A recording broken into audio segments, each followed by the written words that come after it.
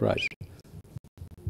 Because I, as a person, as a human being, not even being a benefactor, I don't think even an ordinary casual relationship or even somebody you don't know, in that sort of light, I think human nature dictates that courtesy, if not sympathy, should apply when you meet. You told the commission that the situation changed somewhat after Babukar Jatta's visit, the army commander at that time. Can you tell us about that visit? Yes, one morning, because while we were in the hangar, the sliding doors closed. And one morning, by around 10 a.m. or so, they opened the doors, and we saw a group of people, and they asked us all to come out. We came out, and they asked us to fall in 2 lines. We did that, and Mr. Rom Oan, the army commander, introduced the army chief and some of his entourage, and said they had decided to come and visit us. And then he gave the floor to Babukar Jatta, who addressed us, I must say, politely, and told us that they have no idea of our crime. All they know that we have been brought there, and sort of they are keeping watch over us so that we do not abscond. But they have no idea as to why we are there. In very polite words. In fact, he even referred to OJ. He said, my mother went to school, started school one day with OJ. OJ is my uncle. I mean, that's a fact. We were all assembled. He said, some kind words. He said, now he has come to see us and to ask whether we had any problem. He asked, he said, do you have a leader, a spokesman? They said, yes, Alaji MC is our leader and spokesman. So I addressed him. Maybe I was more angry and affected, and I was not mincing my words. Detainees will confirm that. Told him about the terrible food, inadequacy, bad, insufficient, the accommodation, useless, absolute, raw floor, filthy, dirty tarpaulins, which we don't know what use they were for, piled up there in filth and dirt is what we spread for bedding. I told him about lack of toilet facilities, defecation in the hall there. Urination was from dusk to dawn. That was almost everybody. So you drink water. But defecation, several times, stinking. In fact, in the morning when the sliding doors are open, you have a fine sigh of fresh air. I told him about that. And finally, lack of visits and so on. Lawyers. Then I asked Raif to come forward, and I asked him he had an abaya. When they arrested him, he had just pyjama trousers over. He had an abaya over. You know, abaya, short sleeve. His chest was almost bare up to here. I asked him to raise his abaya. He raised it. And you can see the Lebanese white skin. You can see the mark, the line from the heart to his leg exposed. Then I told Babukar, I said, this man, I believe, is the first open heart surgery in the Gambia, done in Lebanon. And since he came here, he had no access to his medicaments and medicines, which is very essential. He's living by God's grace, God knows how. In this condition, heart condition, members are there. I told him, this will be an additional mark, bad mark, in your legacy if he dies here. He examined, then he spoke to the army commander. They stood by, spoke about a minute or so, or less. And then he came back. It was just few yards away. He came by, he said, take notes. The man had a notebook. He said, when I leave, make sure that you get a medical officer to examine Raif. Raif at that juncture said, Dr. Cisse is my doctor. Since I came back from America, he's got my dossier, he's been attending to me. So he told the commander, take him to Dr. Cisse. And he told him, now with immediate effect, take over feeding. Let the army take over the feeding of the detainees. At this stage, when he said that, did you believe he had the authority to change your circumstance? I believe he had a bypass authority, because all along he was coming there, we were seeing him, he never spoke to us. A question of that, it was dawning on him for the first time. So I believe that there was a bypass authority. Lu Festuru, agitation, talk in the whole country and even in Senegal was mounting. So I have no proof, but I'm entitled to my opinion. Now, when he ordered that the army take over your feeding, was that done? When he ordered that the army take over your feeding, was that order implemented? Oh, yes. When he ordered that Mr. Diab be taken to hospital or to see a doctor, was that done? Immediately after his departure. So it therefore means to say, from what you're saying, that Mr. Jatta had the authority to change things for you. That was my belief. Because he knew, he visited the camp every morning we see him, but he never visited us.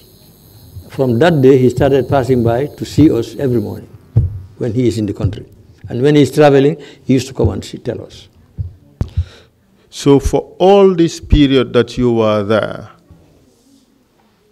Mr. Jatta could have changed your situation, but did not until the first time he visited, 6 months down the line. That is my belief. Thank you very much.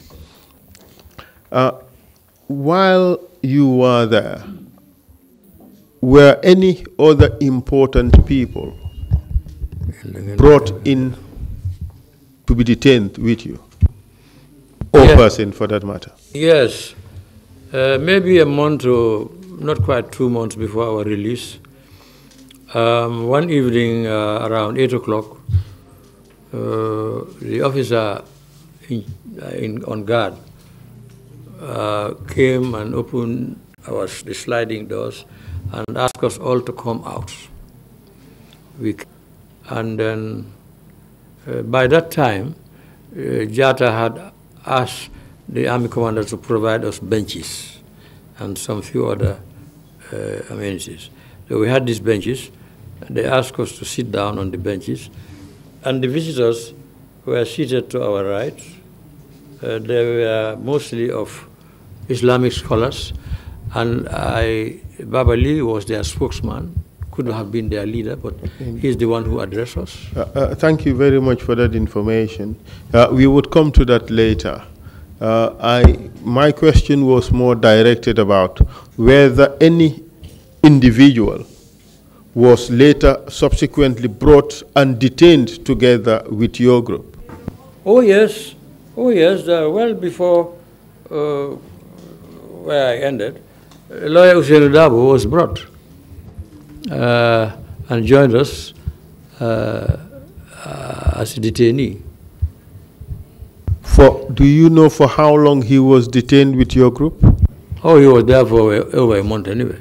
Maybe 1 month plus 2 months, I don't know. But he was never tortured by us except somewhere.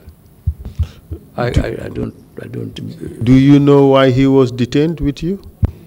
I can only speculate because Usainu has my relationship personally with Usainu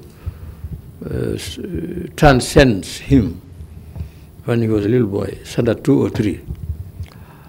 I was a very close friend to his father, his family, his uncles. I knew every one of them. And Mukunda was a colleague in the field, a member of parliament. And in those days, campaign never ceased. When it started, it continued year round until election. After jubilation, after winning election, party-wise, countrywide, or individual as an MP, we used to have what we say processions, for want of better words. They were coined in the provinces, not by any educated man. So you will have, after election, you'll have 1 month going around your constituency, thanking them. If you have lost, you will take lesser time and selected places and periods to go around to those you think supported you, and also to thank them, although you have not won. That was custom. Now, but for the United Party, because we wanted to come back to government, for the 10 years I was there, after election, we go round until another election. We just give ourselves about a month rest, and afterwards we had Land Rover, escort, bodyguard, party stalwarts, youth, powerful youths in another Land Rover, and we keep going round and campaigning. So that relationship Hussein found, or was very little maybe even to notice, but he knew about it. And that continued throughout his school days, his studies, his return, so that since he returned, I have always had a case one way or the other, because I don't take everything. Not criminal. Debts, trespasses, and have you. Right now I have some. And since Usainu came back, Usainu has always taken all my cases that is known to the courts, is known to my family and friends. So that when my family reported to him that they have not seen me for 2 days, we had a way of communicating through notes. I've told you, OJ introduced, with OJ, lots of things were possible because he knew the place more than we knew, and he knew the people. So through him, we were able to pass notes. And when Hussein knew that, he was going all over the place, looking for us to police station, attorney general, blah, blah. We used to have these feedbacks. They caught him. And we had another gentleman here, Ablai Conte, who was former finance minister, foreign minister, Sierra Leone, vice president. Now he is in Belize, occupying a very senior executive position. He was my friend when we were ministers of finance together in our respective countries. Now, he too was very much moved by this incident and contacted my family, ready to help. He was kicked out, 24 hours notice. And Hussein was brought to join us in detention. My belief is that that was necessary for the junta to perpetuate their unlawful hold on us, do what they wanted, terrorize and terrify the population. Here is OJ, very popular in Serekunda, very one this, do that. Nothing happened. MC Cham, Hitler, blah, blah, blah, held, nothing. Usain Njai, son of Modu Musa, that, nothing. So that simple psychology dictates that was enough material substance to terrorize ordinary people. As you know, in society you have ordinary, you have ordinary, simple minds, ordinary minds, and greater minds. So I am saying it was intended for the simple and ordinary minds, and it works. In your statement in paragraph 31, you had this to say, and I will read it out. I believe the reason for our arrest was to terrify and intimidate the public, in that all three of us, myself, OJ, and Hussein Njai, have performed well in our respective avocations to the extent, I would say, we gained the admiration and respect of many of the citizenry, including the top, so that it would render us totally helpless, would have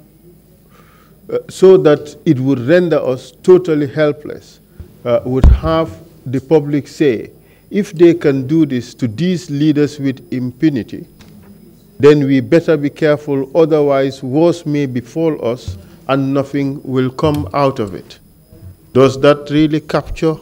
This is exactly what I was trying to say, but not repeating word for word. Thank you very much, Mr. Cham. I think the point has been made quite clearly. After the visit of Mr. Jatta, the situation changed, you said?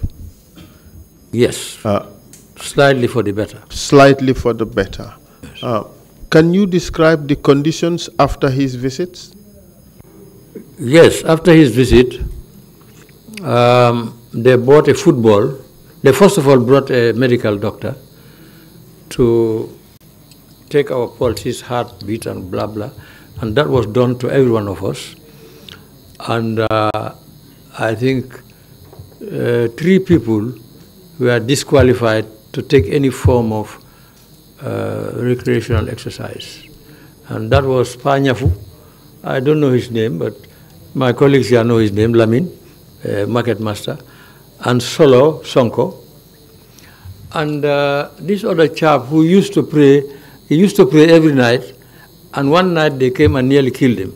They say he was a witch. And nobody dare talk. We all were awoken and they were kicking and stamping him. Afterwards, a day or so after, for our guards, we told them this man used to pray every night. He's not a witch. Even if he's a witch, he has not consumed any of us.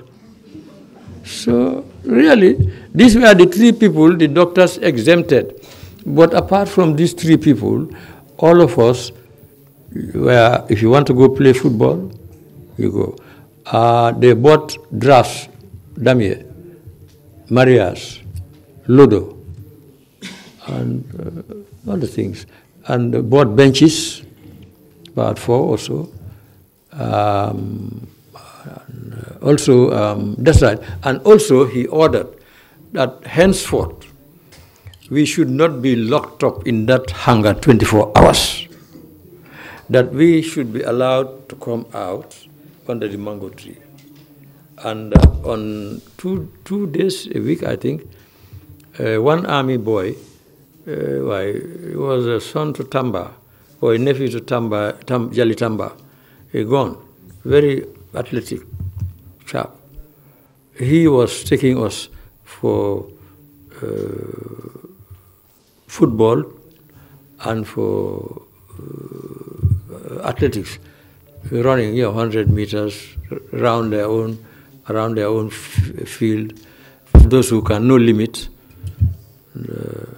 That was one. And the other thing too, he said the guards should not. They used to be 4 or 5 around, and also outside. I think that one too, he said, well, they don't have to. He warned us never to try to run away, otherwise the consequences will be bad, and that they should not follow us. He refused us only one request, and that is the mosque. Their mosque was about 75 meters away from our hangar. We wanted to go and pray, and he said no. But later, from some of his men, they thought that we were over 40, and the people who pray there are not many, and it's very near to the exit PWD